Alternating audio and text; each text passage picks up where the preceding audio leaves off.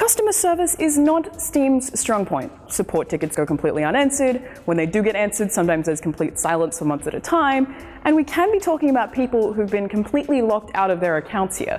That basically means that every single game you have paid for on your Steam account cannot be played for months at a time because crappy customer service won't get back to you. That's like being locked away from potentially thousands of dollars of stuff you own. Not cool, Valve. What's the problem? I'm Alana. Welcome to Button Bash.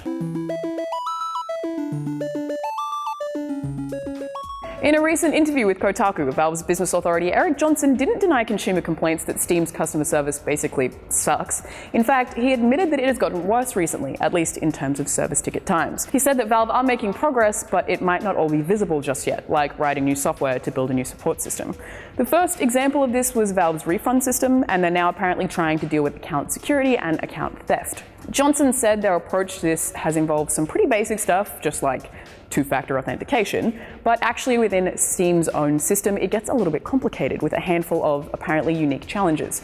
He mentioned transactions in Valve games like Dota, TF2, and Counter-Strike, plus the ability to trade and sell items on the marketplace itself, already creating a load on the system, effectively giving them self-inflicted issues. But these are all software-specific excuses. Why is the customer service itself so bad? Apparently, Valve has been trying to work with third-party companies to establish a more efficient, effective support queue, but they found that most of these companies just try to sell them ways to reduce the number of people waiting in support, rather than ways to actually solve customer support issues. So, scrap the third-party companies. Now they're just trying to train people, which I would have thought was always the issue. If your support sucks and you have huge wait times, you're probably understaffed, right? But then they go on to complain that training takes a really long time, and they think they'll have a support wait time down to a more acceptable point by Christmas when they have enough people trained up to manage the queues. And there, I think, we have our answer. The reason Valve has poor customer service support is because that facet of their company is understaffed, and they have taken this long to recognize and to actually try and fix that issue rather than attempting to use software to solve all of their problems.